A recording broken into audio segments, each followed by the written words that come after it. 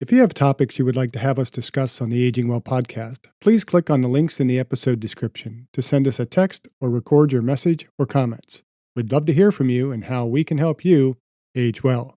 If you benefit from the Aging Well podcast and would like to support the content financially, please click on the Support the Show link or support our affiliates and advertisers.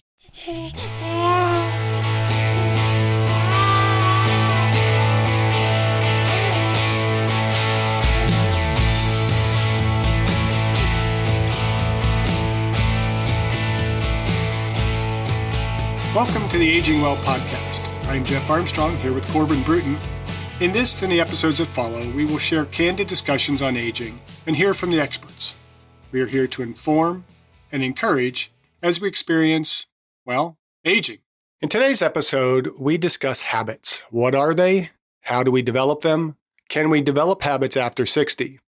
And what habits do Corbin and I think are important for aging well?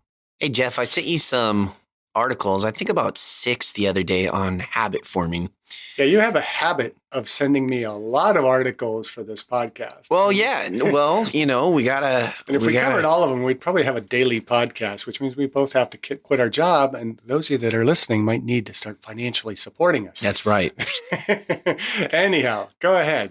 Well, a couple of them were really interesting. They were lifestyle habits, how to improve your life, how to improve yourself in 30 days, how to become an entrepreneur, things that positive people do, all these habits, and even habits that you can form after the age of 60. So I thought we could dive into those today. Yeah, and we'll put links to that plethora of articles in the description notes so that people can go ahead and read those, because we're not going to go through each one, I think, individually. I think personally, I'd like to discuss most thoroughly the idea, this article that was titled, Exactly How Do You Create New Habits Even After Age 60? And that's from 60andme.com. We'll get to that one a little bit more, but let's start with, what are habits? I think habits are just part of your daily routine, part of what you do. You know what? I actually don't know how to describe a habit other than it's something that you do, a part of your daily routine. Something you do habitually. Yeah, it's just over and over again. I think we tend to somewhat over glorify the concept of a habit, because we have good habits, we have bad habits. Right. They're just things that in my mind, a habit is something that I do without thinking. If I stub my toe, I have a habit of cursing when I do that. That is not a good habit. That's not something I intentionally sought out to do.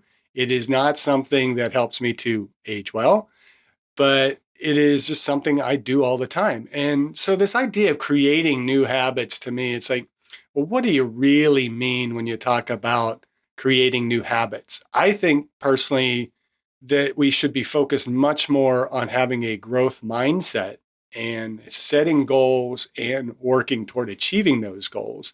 And so when we talk about habits, to me, it's much more of what are some daily intentions?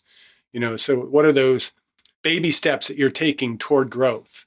What are those daily practices you're doing where you are developing over time, where you have routines that you do on a regular basis that are for your health? Now, those are habits. I have a habit of brushing my teeth.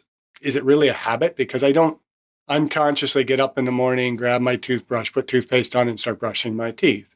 It's something I just know I have to do every day and should do a couple times a day. And that, to me, is a routine. It's not necessarily a habit. What do you think? Well, I like that you mentioned habits should be based off of a goal.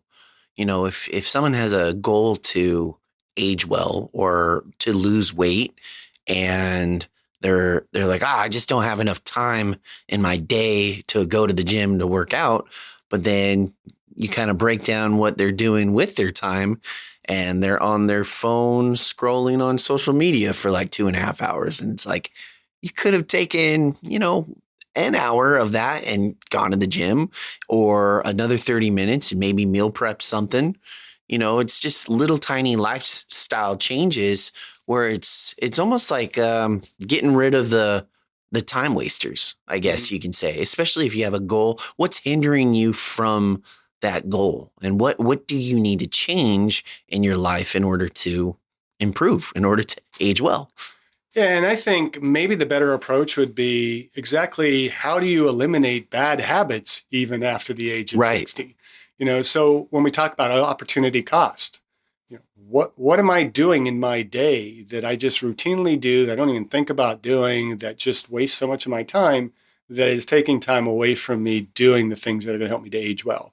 What's keeping me from exercising? I do have a habit of hitting the snooze 20 times in the morning, and that prohibits you from getting to the gym. Or do you have a habit of delaying doing certain things in the morning? Maybe you get up in the morning and you start checking your email and Facebook and Instagram, and oh, I missed going to the gym because I didn't have time this morning. The hell, you didn't have time this morning. You spent 30 minutes, 40 minutes, 50 minutes on BS stuff. Right. Looking at what, who tweeted what. I think, really when we talk habits, we need to talk the things that are going to be promoting growth rather than just simply the things that we will want to do on a regular basis. That makes sense? Yeah, totally. So what do you want to dive into first? Well, I think the one of the first articles I sent you, and we can link these in, or did you want to just name them? You can name them as you go, and just we'll link them as well, but we won't probably talk about each of them in great detail, but it doesn't hurt to mention them. The first one, 7 science-backed strategies for building powerful habits in entrepreneurship. Okay. Any highlights from that one? Yeah. So number 1 that they have is discovered what triggers you. Number 2 is view your goal as an obligation rather than a desire. And that's kind of what we're talking about here, right? Yeah. So pick a goal and don't just view it as, oh, I have to get that done. View it as, I'm going to get it done. That's my goal. It's a desire. It's a craving. Just a little tiny, I don't know, just a little tweak of the brain, tweak of the. That's my my friend Andy Lozier's mindset of going from have to get. I don't have to do this. I get to do this. And it's that simple. Yeah. Number 3, work on one habit at a time. And I think that's actually pretty cool. A lot of people, when they think I have to change who I am and I got to change it now, they try to go way too hard. It's kind of like going to the gym after you've lived a sedentary lifestyle. Let's say hypothetically, during the entire COVID pandemic, you did not work out. And before that, you were very much active and working out all the time. And then 3.5 years later, you decide, okay, it's time to get back into shape. And you try and do your old workout routine. And then you're incredibly sore. You know what? Ease back into it, right? Start with just the basics, build that foundation, because your routine is going to get back into the swing of things. What do you think about that? I'm not sure where all the science-backed aspect of all this is, but I think a lot of these articles like to just say it's science-backed, and they never cite a single article. But I don't know that you have to just focus on one. I mean, keep it within a reasonable number of behavioral changes that you want to make. I mean, if you have an overwhelming number of bad habits and you only focus on one at a time, it's going to take you forever to get to the point where you need to get to. So be selective, take those baby steps. But, it might be, if you're significantly overweight and out of shape and your health is in danger, then just saying, okay, well, I'm going to start by just getting to the gym every day. And I'm going to do that for 3 months until I make a habit of doing that. And then I'm going to decrease my calories a little bit, or I'm going to stop eating a certain food for 30 days until I get my habit. You're never going to get anywhere. You might have to say, okay, I'm going to do this collection of things in order to begin to improve this aspect of my life. So maybe rather than saying one habit at a time, take one behavior at a time, or one health aspect, or one aspect of living that you want to focus your growth on. And I think even with that, it's, when I talk about like well-centered fitness, I take a balanced approach. You want to be looking at the things that you can change spiritually, physically, intellectually, emotionally, and socially. And I don't focus on taking those one at a time. I look at how collectively I'm working on building each of those on a daily basis. And so we could take a lot of baby steps in a lot of different aspects of our lives and move much more forward than if we take only baby steps in one area at a time. So I don't totally agree with that. And I think we could be a little bit more aggressive in our habit forming. I kind of agree with it, just in the fact, like, if you're not good at a bunch of things, like if you struggle, because again, there's an old saying, old habits are hard to break. But if you're really good at one thing in particular, focus on that one thing, master it, and then slowly add other newer habits to capitalize on. Well, if you're good at it, why are you focusing on what you're good at? You need to focus on what you're less good at. Right. You need to shift that emphasis to maybe you're talking about what's the thing that is you're most bad at. And then, focus on that. What is, the most critical health issue you are facing?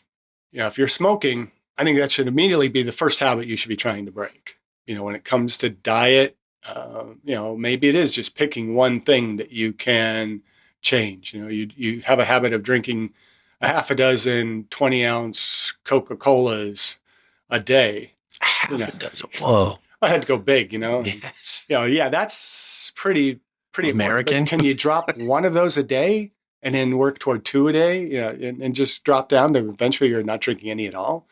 Then that's kind of where we're at. What's next? Next one is kind of like what you're talking about. It's stack one habit on top of another. So that's kind of contradictory. It's very much contradictory. But I think what they're saying is, you start one habit, then once you get rolling with that, then you add another habit. You're not trying to do 20 habits all at once. And if you put those two together, okay, I can agree with it somewhat. I discussed my epigenetics test with True Diagnostic co-founder Hannah Wendt in episode 162. Epigenetic testing measures baseline and changes in your pace of aging, giving you the power to steer your anti-aging or health and wellness journey in the right direction. I learned that I am aging well. Click on the affiliate link in the episode description, use the promo code AGEWELL, and receive a 12% discount on your epigenetics test and monitor your pace of aging. Number 5 for this is don't confuse your habit with your goal. And what they say is, in other words, don't dwell on what you're working towards in the long term. If you successfully perform your habitual task, consider that a win and of itself. The routine part of the neurological habit loop, you can't expect to see dramatic fitness results after only going to the gym a handful of times. The same goes for any other type of goal and habit. Focus on a ritual rather than the result. Over time, the process will become second nature and your desired outcome will follow. Yeah, I think it's wordsmithing there. It's like you got to focus on the goal, and the goal is going to involve forming habits that habit is, when I think of a habit, I think of doing the same thing over and over again. And that's not growth. Maybe, habit of going to the gym. But then when you go to the gym, you got to be doing something different, something more, progressing yourself so that you're advancing yourself as opposed to just simply standing on a treadmill and not going anywhere. If that makes any sense. Yeah. Number 6, minimize decision making. I don't really get this portion as they dive into it. They talk about you can get decision fatigue.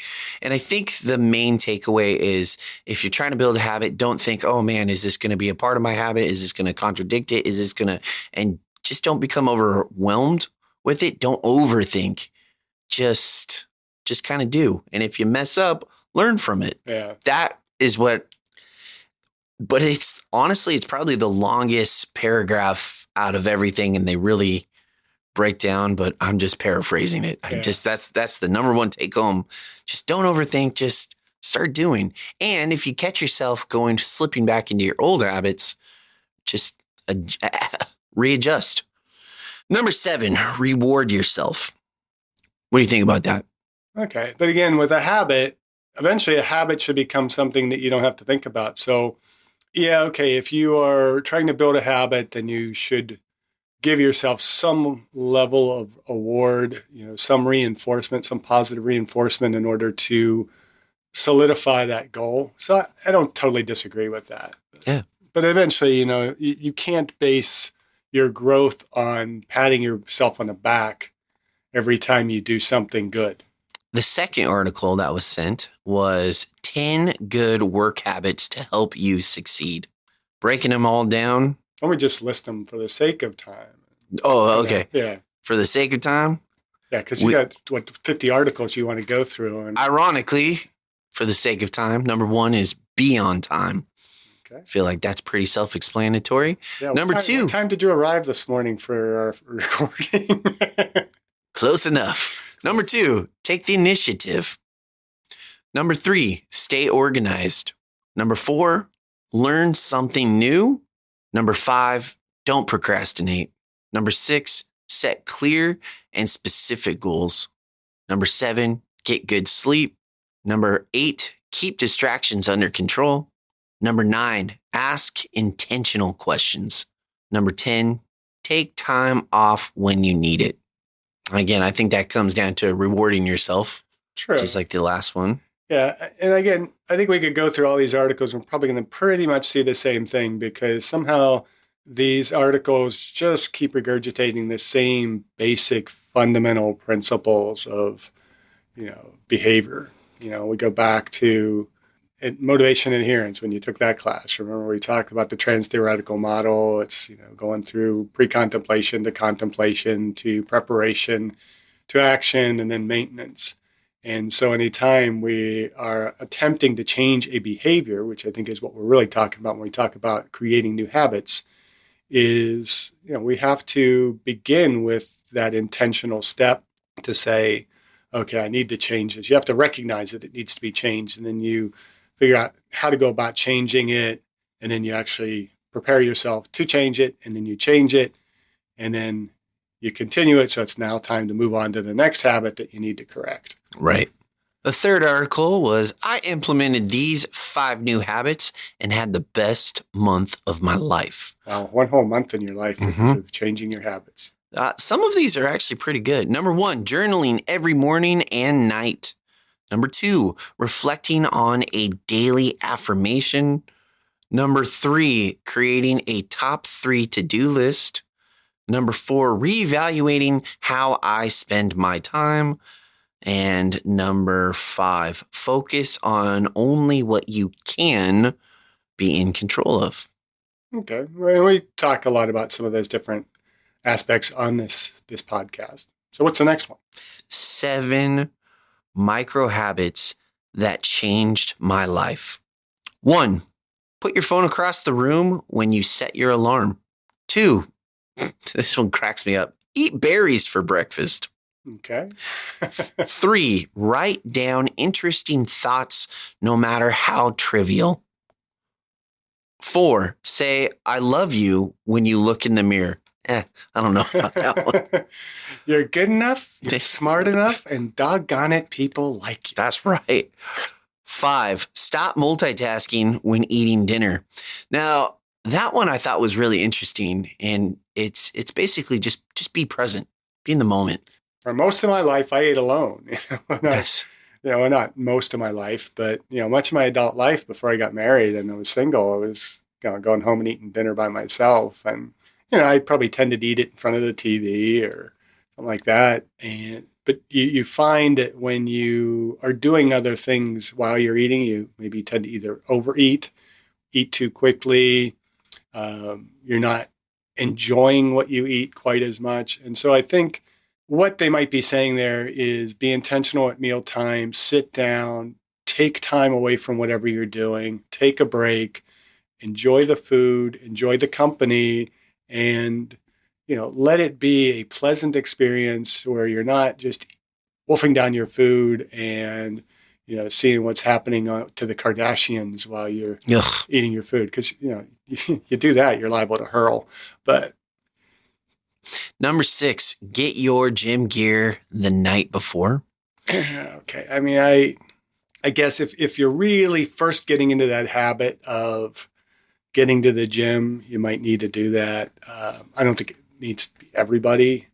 I mean, I work out in my basement, so my gym gear is right there, all the time. And, I guess in a sense it's together before I go to bed, but, if it works for you, it works for you. I don't think it's probably the most important thing you need to do to be able to get to the gym. Oh, I think I would disagree. I know a lot of people that tend to either oversleep or they just forget. And I think just having that gym bag ready and just set by the door, packed the night before. That way, when you're running out the door or your alarm doesn't work or, something goes awry from your daily routine, that gym bag is right there. You can just grab it. And then when you're not so stressed the night before when you're packing it, you got your shoes, you got your gym gear, you got your change of clothes, you got your shower stuff all ready to go. That way, right after work, if you're an after work individual, you can just take care of business right after the gym. Or if you're before work individual that goes to the gym, well, you grabbed everything on your way from the night before. So I guess it just really depends on having your routine. I mean, I have my morning routine, and if it gets disrupted, I get pretty freaked out. But yeah, if it works for you, it works for you. don't go to bed with a dirty sink. And you know what? That's actually really interesting. I've actually kind of implemented that. A part of my routine is after dinner, I would always just let the dishes soak in and then I just would forget about them. And then it just kept piling up and piling up. And I just kind of made a conscious decision of, okay, let's just clean the dishes before going to bed. And then it's not so overwhelming beforehand. I don't know. It's just a little tiny. I need my kids to do that because they're supposed to do the dishes at night, and most of the times they don't. So I get up in the morning when I have this huge routine of things that I have to get done in the morning, and I find that pile of dirty dishes in the sink, I get really annoyed. Because I'm the type, you use a dish, wash it right then. Right. And I tend to keep, to save water a little bit and save a little bit of money, I keep soapy water in the sink. So if I do some dishes, I'm going to leave that water in the sink, and next dish comes along, I'm going to wash it, put it in the drainer, and I'm done. And I never have to worry about how I can't find a fork when there's only 4 of us and all the forks are all gone. Where are they? So I would agree with that. It's not a bad idea. I think you can take that a little bit further and just keep your space organized all the time. Mm-hmm. And I know you've walked into our house here every Saturday morning as we record this, and you realize that's not necessarily the case, but it stresses the heck out of me that, it's not always orderly. I mean, even if I have a mess, it's still going to be an ordered mess, because I want to be able to find things. I want to know where things are. And if something gets moved, it really disrupts my routine. Because when I get up in the morning, I got all those things to do early in the morning. Just one thing being out of place can just be a huge frustrator. So I like keeping things organized. My wife calls me a little bit OCD, and maybe that's what it is. But having that organization, it takes a lot of stress off you where you don't have to go trying to find things. Like, for example, yesterday morning, we have a diabetic cat and needs to be fed twice a day at a specific time and given its insulin. And so I get up, it was like 6 o'clock in the morning, and I go to feed the cat. I can't find the cat's bowl. So I'm getting frustrated. Where the hell? Why would somebody move the bowl? Where the heck's the bowl? So I went and got another bowl and put the food in it, took it up to the cat. It's supposed to eat like 3/4 of it, and then you give it the insulin. So I gave it its insulin, fed it, and then it went and worked out. Well, my wife gets out. I told her the cat was fed. She said, "You fed the cat? I got to take her to the vet today, and she's not supposed to eat." I said, "What?" That's why I hid the bowl. It's like, well, how the hell was I supposed to know that? It's like a little note or telling me before I went to bed, well, you had already gone to bed. And it's like, well, nothing I can do about it now, but, that's me. I just get frustrated with that kind of stuff that I have habits, and I got to know where things are. And when things aren't around, it kind of causes a little bit of stress.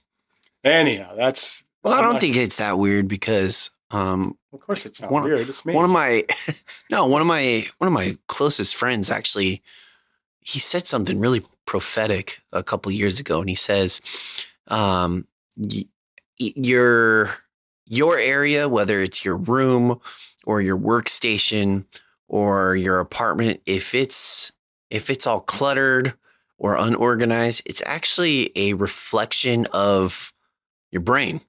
So if it's like somewhat organized, it means you're a really organized person. You can organize your thoughts.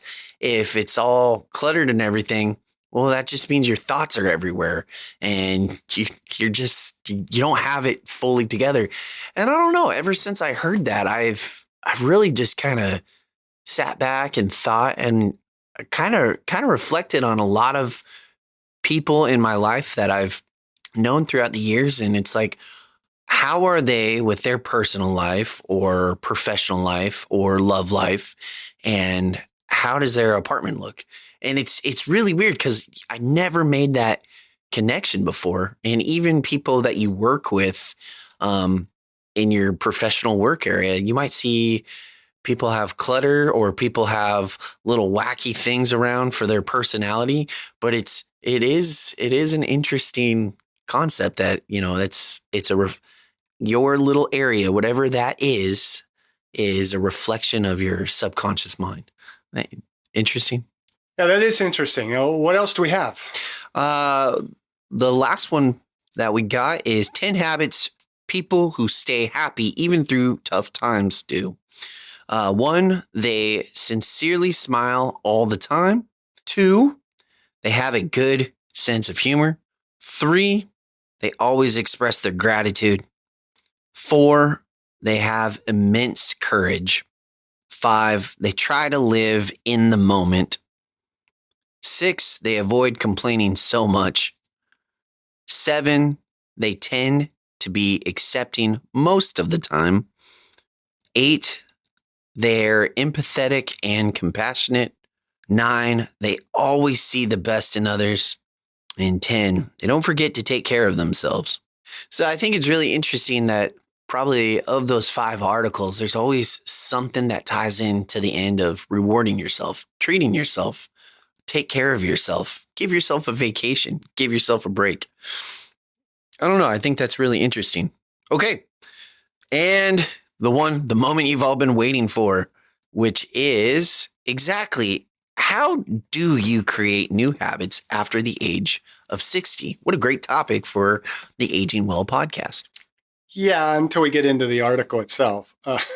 The article to me is kind of weak. And this is from 60andme.com, so we'll share the link to that. And they're basically reviewing or talking about a book written by a Dr. B.J. Fogg. It's called Tiny Habits.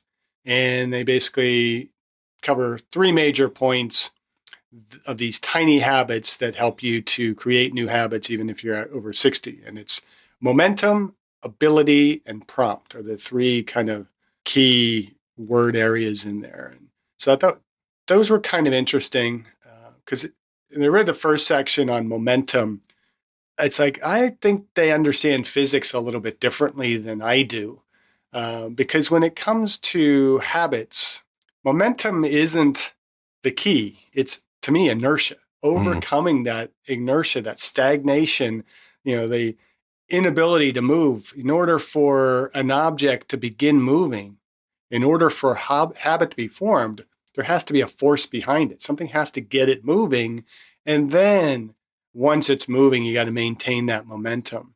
And so the article says, in order to have adequate momentum behind a habit, you must ensure the habit you choose is something that you truly care about changing in your life. Make sure that you define the larger why behind the habit change. And I wholly agree with that. I think you definitely have the why, but the idea of momentum, I mean, you have to have the why in order to prompt to begin that change. So you need something to drive the change, to overcome that inertia. And then your why just helps you keep going.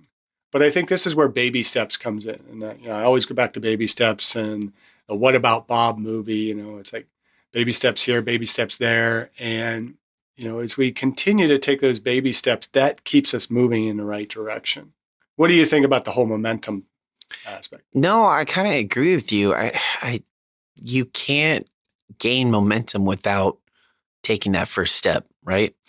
A snowball doesn't, we've all heard of that snowball effect as it's rolling down and it's getting bigger and bigger. Well, it's gaining momentum, but it needs that first push. It needs that first roll. Something has to trigger it to start rolling to gain momentum. So whether it's a goal, whether it's you're placed in a situation where you're like, I don't ever want to let that happen again.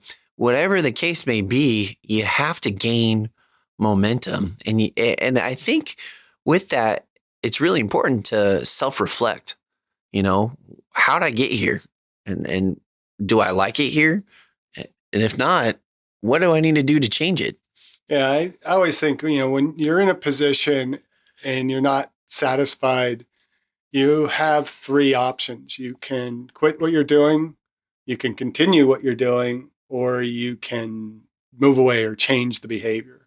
If you don't like where you're living, you can sit there and complain, you can change your attitude about it, or you can move away. Right. The second section of that paper was ability, basically having the ability to change. And I think in the article they talk about, if your goal is doing 50 push-ups, but you can't even do one, then how do you build that habit? Well, again, we're not talking about habits. We're talking about goals. And there's nothing wrong with saying, I'm going to build a habit of doing 50 push-ups a day, but I can't do a push-up right now. So I'm going to start by doing one push-up. And that's where I think changing this mindset from a habitual mindset to a goal-oriented mindset is much more important. And we've mentioned Coit Cooper several times and how he talks about goals are not reasonable by normal expectations. And so if I'm going to do a habit, I don't want to think beyond what I can do right now. I want, and maybe it's, your goal is to get healthier. And one of the habits that you're changing is going to be not smoking. But, you might not be able to say, I'm going to just stop smoking. You might have to say, I'm going to decrease my smoking. I'm going to smoke one less cigarette today, two less tomorrow, and eventually I'm going to get down to where I'm not smoking them at all. But it's that progressive. I kind of think, in other words, that habits should follow that principle of progressive overload, which we as exercise scientists know all too well, right? Where in order for a body system to adapt, we have to stress it to a level greater than that to which it is accustomed. Yeah, and I think you kind of hit the nail on the head. It doesn't have to be so overwhelming where you're like, oh man, I have a goal of doing 50 push-ups, but I really can't do those 50 push-ups. You know what I mean? Just slow habit. We've all heard of that story about the man that carried the cow up the mountain, right? If you look at a cow, there was no way he was going to carry the actual live adult cow up that mountain, but he started off carrying a calf, and he did that every single day. And every single day that calf grew and grew and grew. And if you look at those old school bodybuilders, what they would do is they would almost do the exact same routine, but they would just add 2.5 pounds to their weight every single day. That way it didn't seem that intimidating. It's only 2.5 pounds, right? It's not that bad.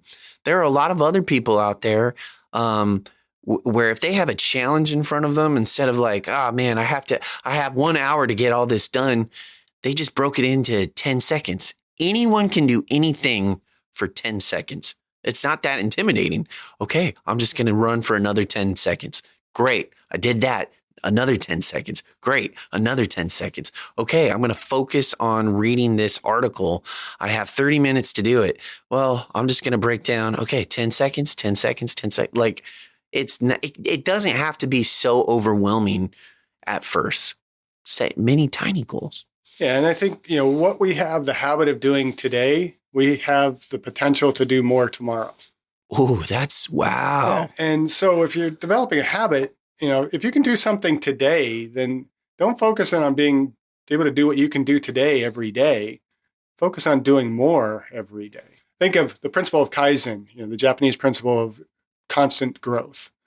That's what we should be going for. And this kind of reminds me of a gentleman I was introduced to through Jim Harshaw, who we've had on the podcast and we've mentioned a few times. And I think actually Coit Cooper also has interviewed him on his podcast. But Josua Spodek, who is the author of Initiative and another book, Leadership Step by Step. He's a professor at NYU. He's got a pretty long history behind him, and we'll link to his website. But he coined what he calls SIDCHA, which is the acronym SIDCHA, which stands for Self-Imposed Daily Challenging Healthy Activity. And so he does stuff like he's for, I think since like 2016 or 2011, whatever it was, he's been doing daily burpees, and he's up to well over, I think almost 120,000 burpees over that span of time. And so the concept of SIDCHA is really nothing that's novel or new. It's just, to me, it's something that gives a name to an idea of ways that we can benefit ourselves by creating behaviors that are healthy that we will do every day. So these are healthy habits that might help us to develop better willpower, better discipline. So these are really done for the purpose not of just this is a habit that, makes me healthy. It's a habit that gives me greater discipline and willpower that will feed into the other, attempts to improve our habits and our lifestyles. And I think it's very well suited to the concept of aging well. We're building habits over time that are going to benefit us in all aspects of our lives. Do you do anything like that? Any kind of SIDCHA? Probably. I just can't think of any right now. But then you're not doing one because you're not doing something that is self-imposed, daily, challenging, healthy activity. For it to be that, it would be something that you really have to force yourself to do. It's not an easy task. Like I know one thing that Coit Cooper does is daily ice cold showers. I have never really done that. I need to probably focus on doing this a little bit more frequently. I've tried, I'm trying to remember who it was. It was one of the Olympic wrestlers that would drink water every hour on the hour to keep hydrated. And I've tried doing that. It becomes a bit more challenging for a lot of reasons, primarily my bladder, but I need to hydrate more like that. And so I've tried at times to just every hour, just try and drink, a glass of water or a certain amount of water. But those are things that are difficult. And it might just be, maybe every hour or so you get up and walk around a little bit, just something that is difficult for you to do, but you have to do it habitually and it's going to have an overall benefit for your health. I think it's a really interesting concept and something that kind of feeds into this, but we have the ability to do stuff. It's just, what are we going to do and how are we going to make it more difficult for ourselves to push that a little bit further and build that into a habit and having a bit more of a growth mindset? Well, yeah, because to answer your question, it's like, yeah, I have things that are part of my daily routine that were difficult, right? They were a challenge, but now they're not. They're just a part of it. They're just part of the routine. Does that make sense? So yeah. I think it's good that you also need to recognize, this is becoming too easy. So let's step up the challenge a bit. And that's where, a habit is just something we do kind of routinely, and it's going to be initially hard, but at some point it becomes so ingrained in our lifestyle that there's no challenge to it anymore. And is there any benefit to it? Yeah. Okay. It's, if you have changed your behavior to drink water more regularly, getting your 8 ounces of water 8 glasses of water every day, that's good. And you got a habit of doing that. Now, it's become routine. You don't have to think about it and it's healthy for you, but it's not helping you grow at that point anymore. It's just something you do. And I think when we talk about habits, it's more important to look into what that leads to. And I actually kind of came across a quote of myself that I wrote in my blog, Carpe Momento, years ago. But I wrote that motivation leads to habits. Habits lead to routine. Routine leads to progression. Progression leads to growth. It is not enough to do the same things over and over. We need to build the habit of self-evaluation and self-improvement. We need to proceed with a sense of purpose. We need to seek for the emergence of new and better dimensions of the soul. That's deep. Yeah, I think it's pretty deep, if I might say so myself. Yeah, it's pretty deep. But I have those moments of depth in my life sometimes. But I think that's what we should be talking about when we're talking about aging well and creating habits. It's not just simply, doing something very routine. That routine has to have a progression to it, and it has to have a purpose to it. Right. It's great to say, okay, I have the habit now of brushing my teeth twice a day or after every meal. Great, but what's that leading to? Something you should be doing anyhow. Putting on deodorant every day. Oh, it's a good habit, but big deal. How is that leading to some greater sense of purpose? Leading to a greater sense, for sure. Greater sense, yeah. Nice pun intended there. So the third point that he brings up in that article is prompt. Then they say you want to anchor the new behavior into your routine by attaching it to an already existing habit or something that already happens every day. Okay, so basically, what we're just thinking of there is you have to have some kind of cue in place that's going to help you to do that habit.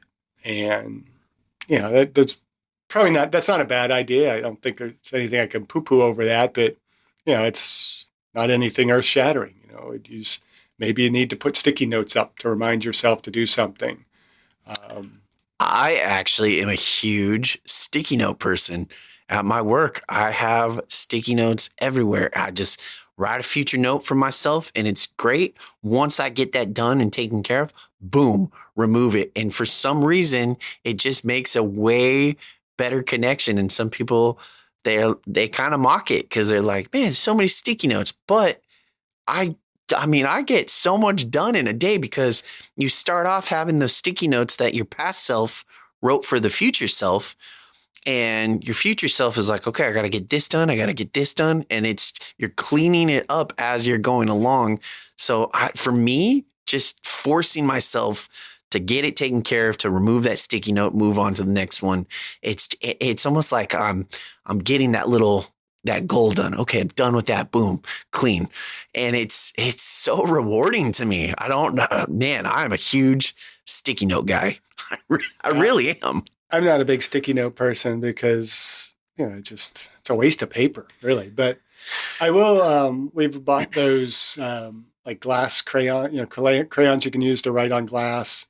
I've been tempted to get some of those China markers, like those, I don't know if they call them like grease pens or whatever, but they're like a pencil that is kind of like a greasy kind of material that you can write on glass with. If you've ever seen the movie Beautiful Mind, he did all kind of math calculations on his windows using one of those China markers. I've been wanting to get some of those for my lab at work and just start writing stuff on the windows and see what custodial crew says. In my car. I'll give you some after this. All right. Well, I don't know what kind of trouble I get in from doing that, but just try a dry erase pen. It works the exact same.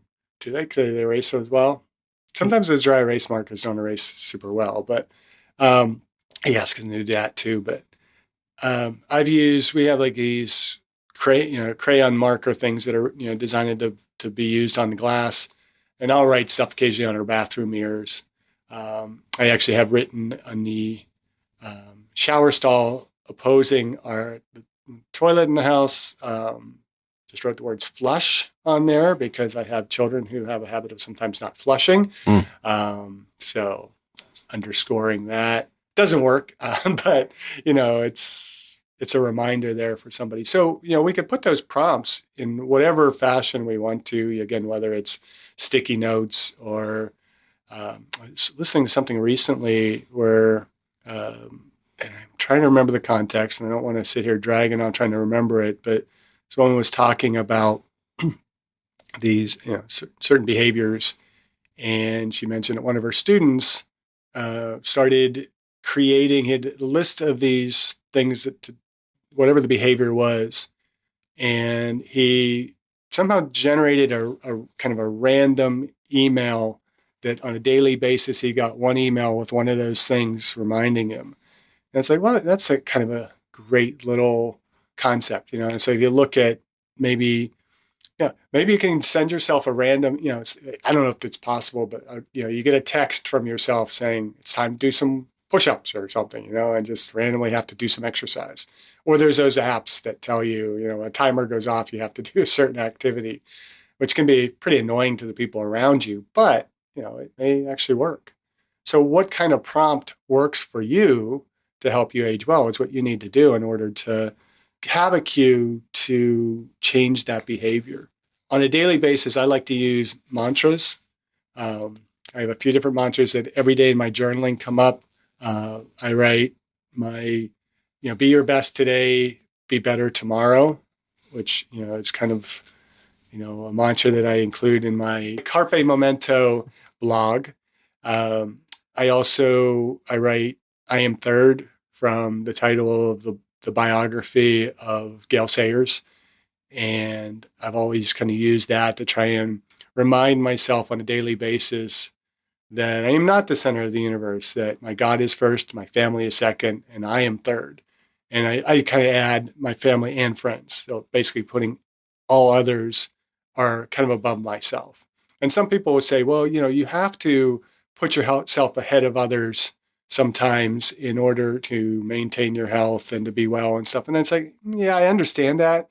But from my perspective, me taking care of my health, exercise, taking time out to exercise, eating right and doing those things are not for me, they're for other people. Mm.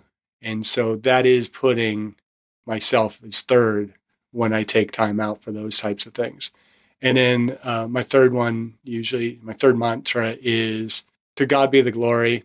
And then I have grace and peace, myself in that mindset. And I've also, started to include gratitude and this concept of Haval, which I'll talk about here in a moment as well. And then I have my mission statement, which my mission is to honor and love my God, my family, and my neighbors, to pursue growth in all dimensions of my life, and to have a positive impact on the lives of others. So I repeat that daily and write it out so that I'm reminded every day that that's kind of what the habits are that I'm trying to form. And then I state my values, which kind of build off of that, which are faith, family, friends, growth, health, and impacting others. Do you have any kind of mantras or statements that you use on a habitual basis to help you? Just be better than I was yesterday. You're stealing mine, man. What? You're stealing mine. No, that's it's pretty common. It's true though. A lot of people, I don't know. Not to get too personal, I used to really struggle with like self-confidence and self-appreciation. I was so self-efficacy. Yeah, I was super hard on myself always, and I was like, man, I'm such a loser. I'm such a blah blah blah. And then it's like, Michael Jordan struggled. He got cut from the basketball team in college, and Tiger Woods is at the moment, and when I had this epiphany, he was one of the greatest golfers there was, but someone out there was better than him. I just knew, anyone throughout history, you look at all the greats, someone out there is better than them working just as hard.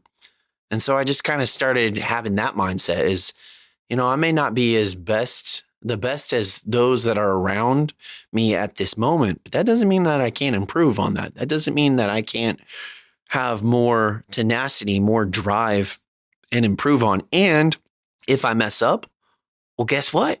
I'm blessed to have a whole nother day tomorrow to kind of capitalize on what I just learned from the following day. Just got to be better. Even like little tiny goals at work. If I do, say, 40 different tasks, then the next day my goal is to do 42. I just improve one each day. Kaizen. All right, so let's talk about the habits that we think are important for aging well. What is your top habit? Well, my top habit is actually a new habit. And through this big pandemic, through this big pandemic, I actually started to walk on a journey with Christ. I started, building that relationship, that religion, and I just wanted it more. So one of my habits that I do is I wake up first thing in the morning and I just read some scripture and I find one verse out of that, whatever I'm reading, just one, and I just really reflect on it. Why did that one stand out so much to me?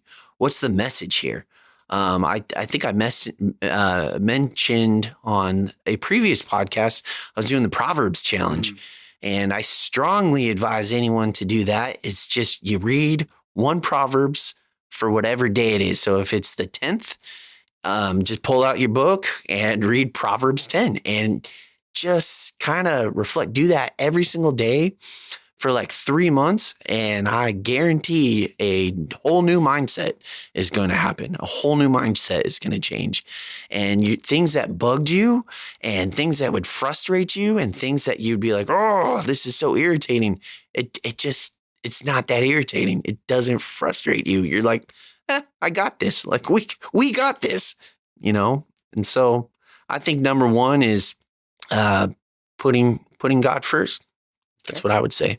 That's a good one. It sounds like, reading some level of scripture every day helps you to kind of get your day going is a good habit. Yeah.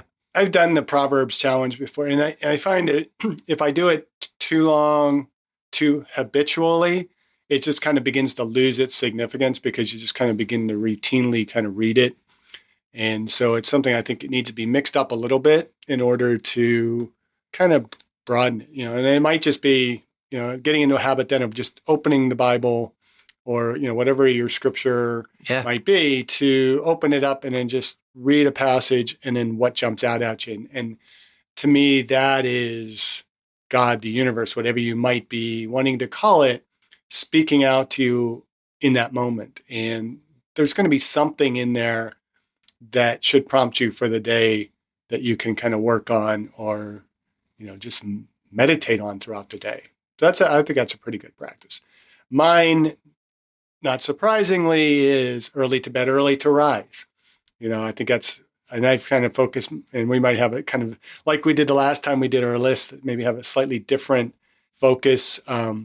These are habits that I'm actually doing. And I think from a physical standpoint, health standpoint, aging well standpoint, that regular bedtime and rising time is very important. So I have a bedtime and I try and get up about the same time every morning.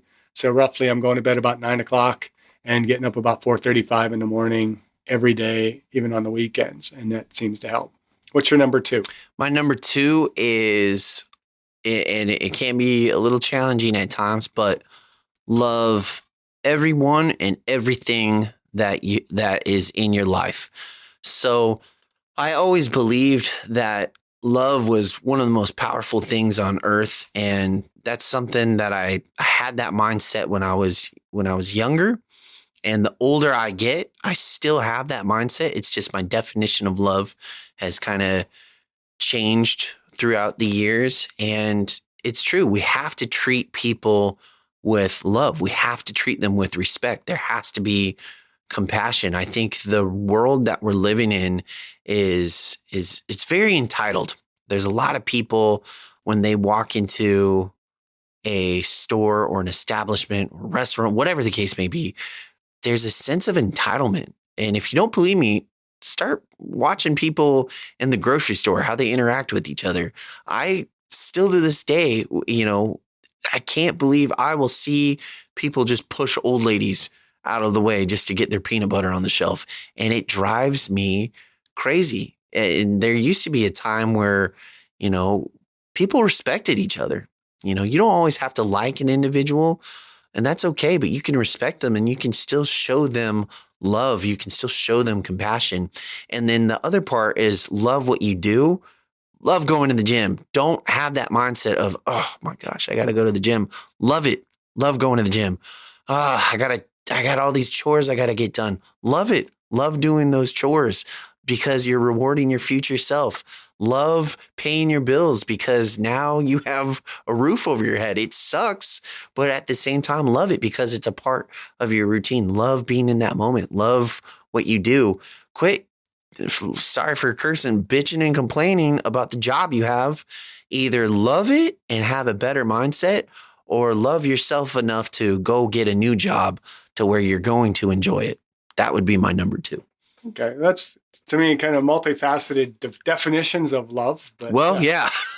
So just love. Okay. My number 2 is habit that my wife and I have established. I think it's been at least 5-6 years now that we've been doing it. And I was just reminded of that because I was listening to a podcast of one of my former students, Brad Pankey, had a podcast 5 years ago that he had me as a guest on. It was the Modern Maturity Project. And I was listening to it and I was talking about this 15-minute check-in and how when we first started doing it, Pam thought it was just one of my check boxes because I had, recently done one of Coy Cooper's workshops and, there were different things that I was trying to change in my life. And she thought of, he's just not one of his check boxes, but it was really something that I felt was necessary and needed in order to maintain and build a relationship. And so what we do, because lives get busy and, we don't often have enough time to just kind of sit down and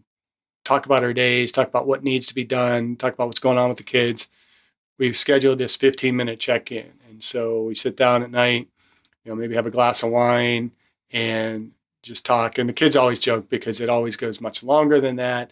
They also have now started to kind of join in, which is kind of nice because you get the family together and you start having conversation. So we kind of tell the kids we got to have our 15 minutes and then you guys can join in. But we always have this time every evening where we're going to be sitting down either as a couple or as a family and talking about our days and just interacting, trying to make sure nobody picks up their phone and doing stuff, which is sometimes a hard habit to break, that somebody brings something up and a phone comes out to look something up. So, put the phone away. But that's one of the things that I've started doing. And I really enjoy doing that. We've been doing it for years and it seems to really help. What's your next? Number 3 is the best way to describe it is pay your future self is number 3. And I say this primarily for, just for all ages of listeners, because it is aging well. Well, part of that aging well is to be financially independent, right? And so invest in yourself. There's the 10% rule or the 15% rule, where it's if you get whatever your paycheck is, try and set 10% of that aside for your future self. And again, it's just a simple mindset of, it's just one of my bills that I got to pay. And then it doesn't seem that bad, right? And now if you have the luxury of meeting up with a financial investor that can actually teach and educate you on the stock market and where you can grasp that concept and really understand, great. If you don't, just try and set 10 to 15%, for your future self. I think the way the world is going, your older aged version of you is really going to thank you for taking that time. Even if it seems impossible, let's say you're a freshly college graduate listening to this, even if it seems impossible, just try your best to set yourself up for financial success in the future. Yeah, even just putting something aside for financial gain. My number 3 is program exercise. I think it's a good habit. A lot of people just go to the gym every day, but they do the same thing over and over again. I'm much more of a believer in periodization, planning, cycling your training so that you're working on strength, you're working on power, you're working on muscle endurance, and planning what you were going to do, not just simply winging it as you go to the gym. Oh, look, the leg press is open, so I'm going to do leg press today. So that's one of my daily habits that I would both recommend and as I try and practice myself. What's your number 4? That actually is my number 4, is the goal exercise. So go in with a purpose, go in with a goal. have a routine, but then also switch up that routine every now and then. Challenge yourself. Not only in number 3 were we focusing on our physical fitness, but your physical fitness is a huge contributor to the aging well process. So go in with a goal. Like, don't just go in and just say, oh, I'm at the gym. It's going with a purpose. But now, when you say going with a purpose, how are you defining that? I mean, I can go in with a purpose and do the same thing all the time. So when I talk about programming exercise, it's that long-term purpose and plan in place. Is that what you're kind of referring to? That's what I'm referring to. Okay. I think you summarized it a lot better than I did. All right. Well, my number 4 is journal daily, and that's something I don't know how long I've been doing that. I have stacks and stacks of composition notebooks that I don't know why I keep them. Maybe I'm hoping that someday I'll do something really impactful in the world and somebody will come across those and they'll, write a history book about me or, a biography based on my journals and my thoughts that have gone through my head, 365 days roughly every year for probably at least the last 10 years or more. But again, I've touched on this before, including those daily mantras, the statements of mission and statements of values, setting some goals. I kind of cycle through what I do, depending on time sometimes, but I do like to kind of set daily goals or at least weekly goals in the spiritual, physical, intellectual, emotional, and social dimensions of my well-centeredness. At times I will, when I have a little bit more time to kind of say, do like the Proverbs challenge, I might grab one of those verses of the Proverbs and write that out and have that as kind of a thought that is in my head at the start of the day. And then when I can end the day with a reflective journaling, oftentimes I'll maybe write a quote from a reading that I've been doing and then allow that to be my thoughts going into sleep. So you have kind of that journal at the beginning of the day and the end of the day in order to kind of more or less, put bookends on your day, if that's the right kind of phrasing, or, just those right prompts to get you starting the day well and then ending your day well. What's funny is in these articles, they mentioned that, like, right in the morning when you wake up and then right in the morning when you go to bed. I think another one said, write any idea crazy that you have, just write it down. Even if it's, irrelevant, just write it down. Yeah. And I actually wish I would have put that in as a part of my list because too late now. It's too late now, but it truly, I mean, it's great.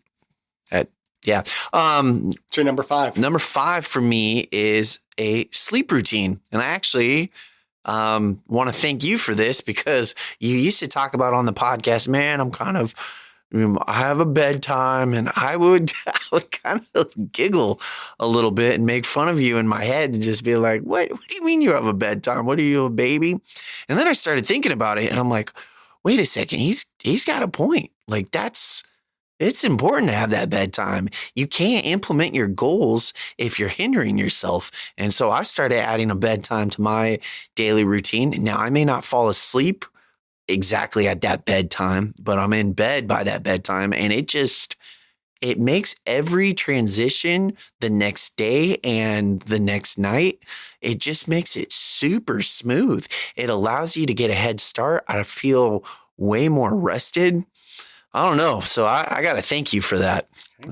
You should follow more of my wisdoms. Yeah.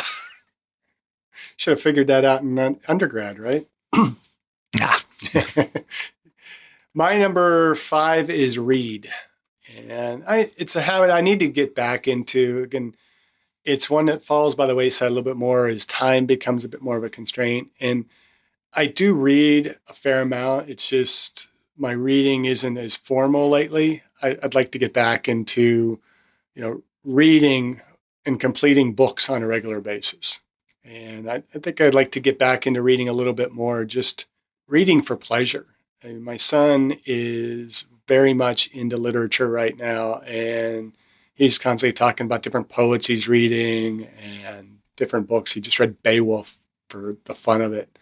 And I really like Beowulf. Yeah. Like it's Yeah, he wants to read different translations of it and things like that, which is really impressive. And, he's not reading kind of some of the crap stuff that a lot of, kids will read. He's reading good literature. And, I've always liked to read a wide variety of things. I like motivational books. I like reading a lot of Orison Swett Martin, James Allen, some of the old classic self-help type books. And just getting back into a habit of reading on a daily basis, more so than just, going into my work-based type of reading where I'm reading textbooks or reading journal articles, because I read a lot of that. So I do read on a daily basis, but I want to read more for my growth benefit rather than work benefit, if that makes sense. Yeah, that makes sense. All right. What's your number 6? My number 6 is ring the sponge. So what I mean by that is a lot of times whatever it is, we just think that we know stuff because it was this wisdom or this knowledge was passed down to us. But times change. Science is different. Research is different. The way we do things is different. The world we live in is different. There may be a new protocol or policy and procedure at work that's different than what we used to know when we first started. And so sometimes our brain just can't absorb everything. And it's okay to kind of wring out that sponge and make it more absorbable. It's time to learn to unlearn and forget the old ways and just remember and educate yourself. Do research. Don't just say, oh, well, I'm going to take this pill because the doctor told me, and I've been told that doctors know everything and doctors are great. Do research on that. Well, what other way can I get better? Should I listen to the Aging Well podcast? They seem to know what they're talking about. Yeah, that could be a start, right? Should I tell this new hire an old way of doing things, or should I just double check and see policy and procedure if there's been an update on a new way of doing things? You know what I mean?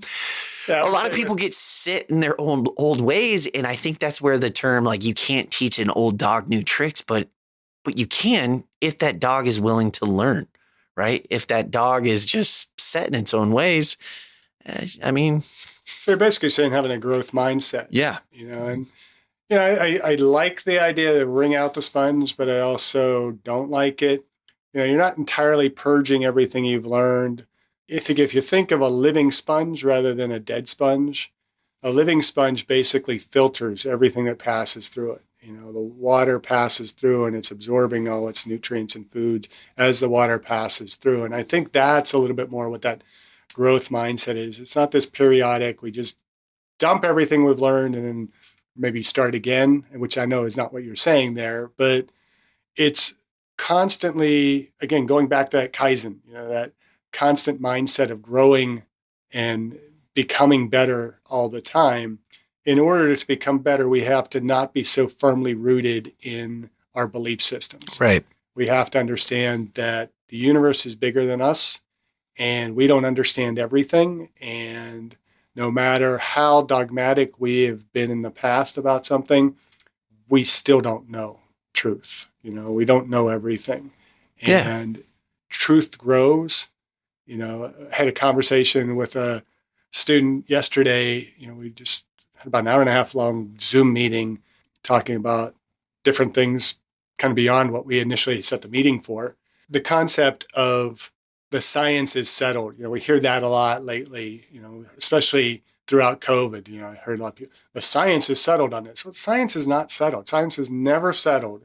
That is not the basic concept of science. And anybody that is so dogmatic, the science says this, they don't understand science, because science deals in probabilities. When we look at doing a study, we're looking at what is the probability of what we are seeing being an actual response to whatever the situation, the stimulus might be, or is it just something that's happening by chance? And there's always chance that something just happened because we had the right sample or the right circumstances. And so science is never settled. And as you remember from classes, I never allow students to say, science proves. Because when I see ads and stuff, scientifically proven. It's like, that's bullshit. It's not scientifically proven. You did a couple studies in-house that have favorable results. And so you're saying the science is proven. Science is never proven. There's always that chance that there's, something else. And information, what we have is never complete. Even science, when we look at physics, is still a growing form of science. We're getting deeper and deeper into quantum physics and finding out so much more. It's like we can never be, and as an exercise scientist and a professor, and this is my 25th year, every year I'm learning more and I'm adapting, I'm growing, and I'm changing some of my philosophies, changing some of my preferences and things like that. That's what growth is. Understanding that, what I have presently in my mind or in my worldview or my mindset needs to be better tomorrow. And I think that's what you're saying about wringing the sponge. Mm-hmm. So what are we on now? I think we're on 5, 6. No, I did 5. My 5 was read. What was your 5 then? Was because you usually go before me, so we must be on 6, and it's time for my number 6, which I put my number 6 is meal prep and schedule meal time. Pretty much goes without saying. We talk about that. I mean, just again, planning, like we program exercise, planning our diets and our habits so that we're not eating at inappropriate times and eating too much or too little, all that kind of stuff. So there's not too much to really develop on that too much. What's your number 7? It's actually meal prep. Number 7? Yep. Are you just copying me? No, it actually really made out of a list. You're just like, my next number is going to be whatever he said the number before. No, it actually is, but it's just a little different. I think meal prepping back in the day was intimidating, but it's really not. Crock pots are wonderful things, and you can actually multitask and you can get a lot of cooking done. You can go to Costco or Winco or any grocery store really, and in their storage section they have these tubs you can get for like $7. You can get like 30 tubs of meal prep little containers, and it's awesome. And yeah, it's only it might only take you maybe 2 hours in total to cook and clean and put everything away, and then you're good for the rest of the week. Like, it's game changer. Yeah, I don't go quite to that extent in my meal prep. I just, on a more daily basis, and I have pretty much a routine of how much and what I'm eating every meal and when I eat. So I know when I have to eat, about what I have to eat. But I still allow a little bit of flexibility in there. It's just, if my wife prepares a specific meal, then I have to choose how much of what I can eat. But I'm mindful of what I'm eating. I have not gotten to the extent of, at the start of the week, I have every meal prepared and in the refrigerator for the week. But again, that can be very helpful for individuals, especially if you have difficulty kind of eating a balanced and healthy meal plan. So what's your number 7? That was number 7. Yeah. So my number 7 is Haval. And Haval, I kind of put in quotation marks. It is a Hebrew word. It comes from the text of Ecclesiastes, where they talk about everything is meaningless. That text doesn't necessarily mean it's meaningless from the standpoint of just it's not important. It's nothing. It's just the word Haval. It really goes back to mist. It's just everything is a mist. Everything is going to dissipate. So it basically reminds me that anything that I'm doing is in one aspect insignificant to everything else, but it also, in the standpoint, it's also very significant in many regards. But when, kind of as Forrest Gump says, it happens, when that stuff comes up, and rather than allowing it to frustrate me or get me angry, like when I'm driving to work, which is the time I most need Haval, is if somebody cuts me off or something like that. And we oftentimes will just kind of let that boil up inside of us, and we get angrier. And so now we start treating people poorly. We start cutting people off because some idiot cut us off. I will carry a water bottle in my car. And when something annoys me or pisses me off, I'll just kind of take that bottle and just spray it and say, Hava, and just let it go. That's what my dad's wife, Margaret, she always says to my dad, Bill, just let it go, let it go. And my dad will sometimes just kind of like, gesture like he's just letting it go to the universe. And that's what Haval is. It's just realizing that everything is not as important as we think it is. And those slights that, you might receive from somebody are just not that important. Let it go. In the end of things, it's not going to be remembered. And so just Hava, let it go. And so that's kind of a habit I have. That's my number 7. What's your number 8? Readjust your circle. So what I mean by that is look at your circle. Look at your circle of friends or family or whatever your support system is, and look at it and readjust it. You might have people that are in your life that are really toxic. They have toxic habits that trickle down into your life, and that might be hindering you from something. It's okay to give a little, for lack of a better word, a stiff arm. Just keep them at that arm's length. There's other people in your life where you may not have given them, say, the time or day, but they're super successful, and maybe you need to pick their brains, based off that old saying. What's that old saying? Show me your friends and I'll show you what kind of person that you are. Be around goal-orientated people. Be around people that have the same mindset of you, but that can expand your mind at the same time. You don't want to be around people that hinder you, but that can push you to grow and be better, that are okay with challenging you and getting you out of your comfort zone, that are okay, but at the same time supporting you to be a better version of yourself and not smother you with toxicity. So number 8 for me is readjust your circle. Jim Harshaw would call that group your environment of excellence. Oh, okay. Yeah, and I really like that. And Jim Rohn, one of my favorite quotes from him is that you are the sum of the 5 people you spend the most time with. I think that's how it's phrased. But, basically who you spend the most time with is going to have the greatest impact on you. And so if you're spending time with those toxic people, those people who are working against your goals or not helping you to age well, then you need to push them away and, pull people in your life that are going to be bringing you up rather than pulling you down. So my number 8 is gratitude, spelled with 2 T's. I always think, habit of keeping an attitude of gratitude. So attitude plus gratitude is gratitude with 2 T's. And so just kind of being thankful for everything, even the crappy things that happen. If you can be of a mindset where you recognize that this might not be the best thing for me, but it may be having a positive impact for somebody else kind of down the line.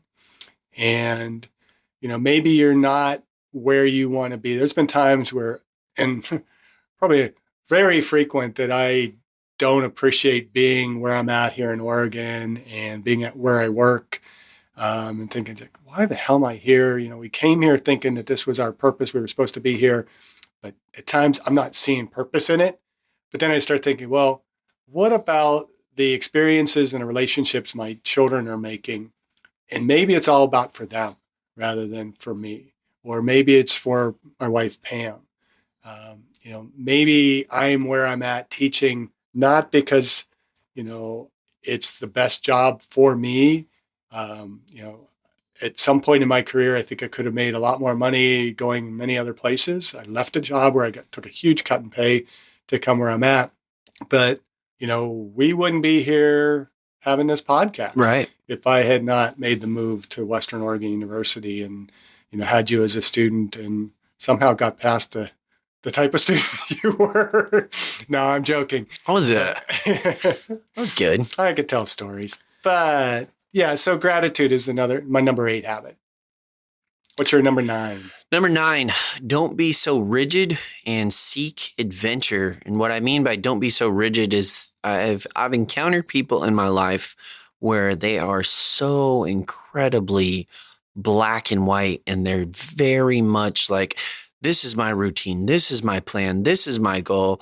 And guess what? Life decides to throw a curveball, and it just completely flusters them. It agitates them. And it's like, don't be so rigid. You can have a plan, but allow your plan to be flexible. And then as far as seeking adventure, is again, with that routine of being so flexible, maybe randomly one day you wake up on a Saturday morning and you just say, I'm going to go to the coast. Well, what are you going to do? I don't know. I don't have a routine. I don't necessarily have a plan. My goal is to go to the coast and make an adventure out of it. Maybe I'm going to go on a hike up at the mountains. Maybe I'm going to go explore a cave. Maybe I'm going to do something on like one of the historical routes that we have here. Whatever it is, make a memory, right? Make a memory with friends or family. Make a memory by yourself. This world has a lot of craziness in it, but it also still has all of the beauty that was originally there in the first place. It's okay to go out and seek that beauty spontaneously sometimes. So again, don't be so rigid. Life's going to be throwing you curveballs every now and then. It's okay. And treat yourself to some adventure. Okay. You just caused me to add a number 11 to my list, but I'll get to that when we get there. Okay. My number 9 is to have a mission statement and reflect on it regularly. And we've talked about that. So I'm not going to dwell on that too much for the sake of time. What's your number 10? Number 10 is self-reflect. And I think that's okay to self-reflect, especially when we're talking about goals, smart goals. Everyone knows what a SMART goal is. Everyone knows the acronym, but I always like to say SMART T goals. I add an E at the end, and it stands for evaluate. And if you think about it, if you never hit a goal, it's okay to go back and evaluate. Well, where did I go wrong? What do I need to change? You originally asked, like, what are the 10 habits that we wrote down for aging well? Well, maybe some people, they think in their mind that they are doing these things, but they're not necessarily aging well. Maybe it's okay to self-reflect and evaluate and say, well, maybe I'm not necessarily doing those. I just think that I am. And it's okay to have that self-reflection, evaluate, make that correction, and move forward. Yeah, and I think it's important that anytime you're self-reflecting, you're not dwelling on looking back. You're always using that rear view mirror to guide you forward. My number 10 is use cruise control. And there's probably some really lofty kind of philosophical ways that I could talk about that habit, but I simply mean using cruise control in the car. When I drive, I have a long commute, and using the cruise control, and I wish I had, although I don't really need to have spent the extra money to get the kind of auto cruise control.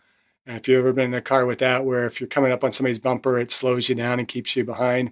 That would be a nice feature, but I think for me, I just kind of hit the little button up and down to kind of slow down or speed up in order to adjust my speed to keep a proper distance behind somebody. But using cruise control just helps me to not rush. I set a reasonable speed over the speed limit so that I'm not annoying people. And it's not too fast that, when I pass a state trooper, they're not going to throw on the lights and come chasing after me. But I just set the cruise control, and, I let the car just go at that speed.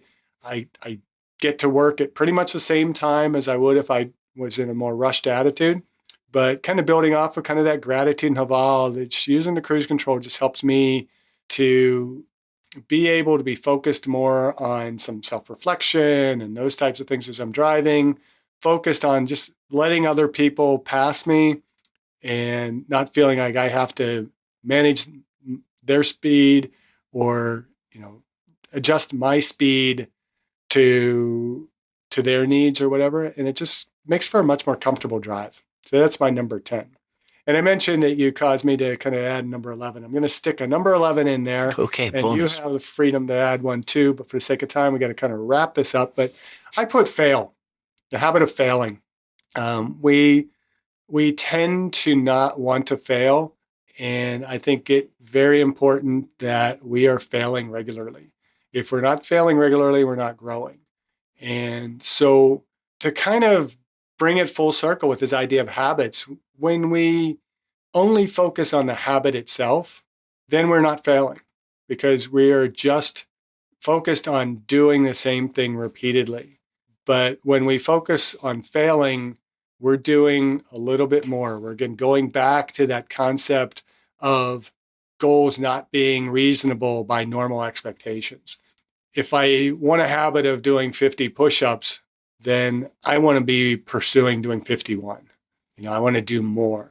And I'm not going to hit 50 the first time. I might only do one push-up. I might have to go to a modified push-up, but I'm going to do it until I can do more. And if I can do something, then I need to be pursuing doing more. And if I'm have a growth mindset, I have to have a mindset of failing. And that's one of the reasons I've mentioned Jim Harshaw today. I like his podcast and, the basic premise of it, where it's, success through failure, that we become successful because we are failing forward. Failing forward. Yeah. And that's what we're doing. And if you're going to age well, there's got to be some failure involved. Right. You said I can do a number 11? Sure. You get one more. Okay. All right. Number 11 for me is face your fears. I think the number one thing that hinders a lot of individuals is they're just afraid to take that chance. They're afraid to take that risk. They're afraid of the outcome. They're afraid of what people might think of them. They're afraid of the judgment. They're afraid of letting themselves down or letting down those around them, and face that fear. Whatever it is, look that fear right in the face, take its mask off, and just see, hey, you don't control me. I control you. And I think that's a good habit to have and end on, especially when you're trying to age well. All right. Thank you for listening. I hope you benefited from today's podcast. And until next time, keep aging well.